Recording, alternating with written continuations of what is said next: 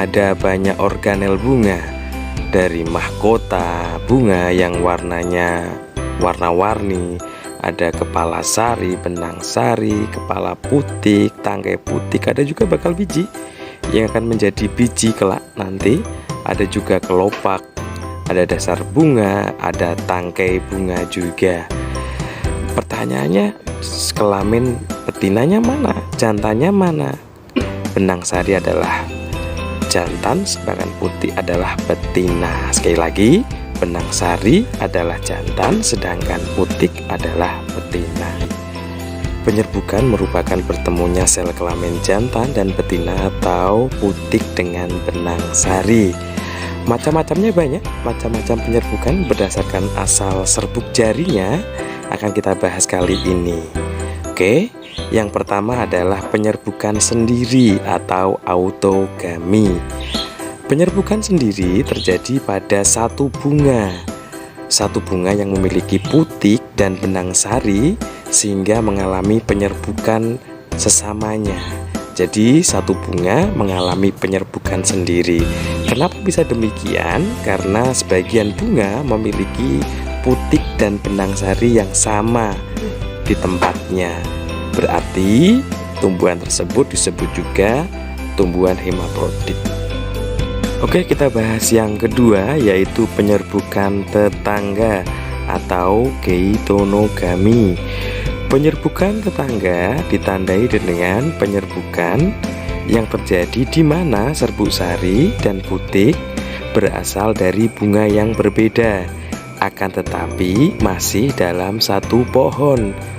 Jadi pohon A memiliki banyak bunga, antara bunga tersebut terjadi penyerbukan, itulah geitonogami. Selanjutnya penyerbukan alogami atau xenogami atau penyerbukan silang. Penyerbukan ini terjadi pada bunga yang berbeda tetapi masih dalam satu jenis. Tanaman mangga dengan jenis yang sama disilangkan dengan tanaman mangga dengan jenis yang sama tapi berbeda pohon. Itulah penyerbukan silang atau alogami. Sedangkan penyerbukan bastar atau hibridogami adalah penyerbukan di mana bunga berasal dari pohon yang berbeda serta berbeda jenis atau setidaknya memiliki perbedaan warna, perbedaan ukuran buah dan sebagainya sehingga nanti akan menghasilkan tanaman hibrida. Baik, kita akan membahas macam-macam penyerbukan berdasarkan vektor atau perantara. Tentunya bunga melakukan penyerbukan bisa dengan bantuan makhluk hidup dan benda mati. Yang pertama adalah anemogami, yaitu perantara angin. Ada hidrogami, perantara air. Ada antropogami, perantara manusia. Zoidiogami, perantara hewan antara lain. Ada siput, malakogami, serangga, entomogami, kelelawar, kripterogami, dan burung ornitogami. Untuk lebih jelasnya bisa kita lihat gambar di berikut, gambar jagung yang penyerbukannya dengan dibantu angin, ada hidrilla dibantu air, ada panili yang dibantu oleh manusia, ada kelelawar dan dibantu oleh lebah atau kupu. Alhamdulillah kita sudah membahas perkembangbiakan generatif. Sekarang kita akan membahas perkembangbiakan generatif atau aseksual. Sebagaimana bahwa perkembangbiakan vegetatif dibagi menjadi dua, yaitu alami dan buatan. Yang alami tanpa campur tangan manusia, yang buatan dengan campur tangan manusia. Apa saja cara perkembangbiakan vegetatif alami pada tumbuhan? Nanti kita bahas. Ada umbi lapis, ada umbi batang, ada geragih, tunas, akar tinggal, dan spora, serta tunas adventif. Sekarang kita bahas umbi lapis. Tahu dong gambar ini? Ya betul, ini gambar bawang putih dan bawang merah. Kalau kita belah bawang, terdapat akar, cakram, dan umbi yang berlapis-lapis. Umbi tersebut jika kita tanam akan menjadi individu baru. Itulah yang disebut dengan umbi lapis. Umbi batang, salah satu contoh dari tanaman yang berkembang biak dengan umbi batang, ketang, kentang, dan ubi. Pada tanaman ini, batang beralih fungsi sebagai tempat penimbunan makanan dengan calon tunas-tunas kecil yang berada di sekitar pada batangnya. Contohnya pada kentang, ini terdapat tunas-tunas. Juga pada tanaman ubi yang sering kita makan dan enak sekali itu. Geragi atau stolon. Geragi atau stolon memiliki batang yang menjalar secara terus-menerus, di mana pada ruas batang dapat muncul tunas-tunas baru. Misalnya seperti pada rumput teki, ada arbai, ada kangkung, juga pada stroberi. Bisa dilihat di gambar, rumput teki ini memiliki batang yang menjulur dan tumbuh tunas baru sehingga menimbulkan tanaman baru. Juga pada stroberi, juga pada tanaman kangkung. Anakku, pada masa pandemi COVID-19 ini kita harus meningkatkan sistem imun kita. Salah satu tanaman yang bisa kita konsumsi untuk meningkatkan sistem imun kita adalah jahe. Jahe berkembang biak dengan cara akar tinggal atau rizoma. Apa sih rizoma itu? Rizoma itu adalah tunas yang muncul pada batang tumbuhan yang tumbuh secara mendatar di tanah.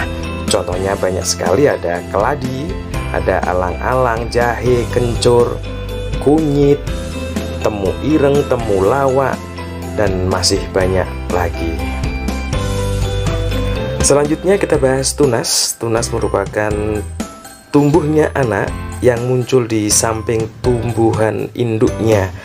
Contohnya ya ini ada pisang, bambu, tebu. Pernah lihat pisang dong? Nah, kita lihat di samping indukan terdapat tunas yang nantinya akan tumbuh menjadi anakan yang baru bisa kita pindahkan atau tumbuh di seliling induknya. Tunas adventif berbeda dengan tunas yang kita bahas tadi. Tunas adventif adalah tunas yang tumbuh pada akar, pada daun, dan sebagainya. Contoh tanaman ini adalah cocor bebek. Bisa kita lihat pada gambar, di daun cocor bebek terdapat tunas yang nantinya bisa tumbuh menjadi individu baru. Selain cocor bebek juga ada kesemek, juga ada cemara, juga ada tanaman sukun. Horkomonium merupakan perkembangbiakan yang terjadi pada tumbuhan ganggang yang berbentuk benang dengan cara memutus benang yang ada. Pada benang yang terputus nantinya akan menjadi tanaman atau individu baru. Pembelahan sel. Tidak semua tanaman memiliki sel banyak atau multiseluler. Sebagian dari tanaman memiliki hanya satu sel atau uniseluler. Salah satu tanaman yang memiliki satu sel adalah Chlamydomonas. Chlamydomonas digolongkan dalam tanaman karena memiliki zat hijau daun atau klorofil. Pada tanaman Chlamydomonas menggunakan perkembangbiakan secara pembelahan sel. Pembahasan yang terakhir yaitu vegetatif buatan, merupakan perkembangbiakan tanaman dengan campur tangan manusia. Contohnya banyak, ada cangkok, stek, merunduk, menyambung, atau menempel. Cangkok bisa dilihat pada gambar caranya seperti tersebut. Selanjutnya bisa kamu lihat pada gambar ada stek, ada okulasi atau menempel, ada juga teknik menyambung. Cara-cara tersebut sering digunakan oleh para petani untuk mendapatkan tanaman dengan hasil yang nantinya akan cepat berbuah. Selain mencangkok, menempel, dan sebagainya, ada cara tradisional lagi yaitu dengan cara merunduk. Cara merunduk bisa dilihat seperti pada gambar, sangat mudah tentunya. Yang terakhir, kultur jaringan. Kultur jaringan dari namanya, yang pasti modalnya cuma jaringan atau secuil dari bagian tanaman, kita bisa mengembangkan menjadi banyak tanaman. Contohnya pada wortel, pisang, anggrek, bisa kalian lihat. Caranya yaitu dengan cara mengambil sedikit jaringan, kemudian dimasukkan ke dalam media tanam, bisa dalam bentuk agar-agar, kemudian ditutup, diberi sinar ultraviolet, nanti akan menghasilkan tanaman baru.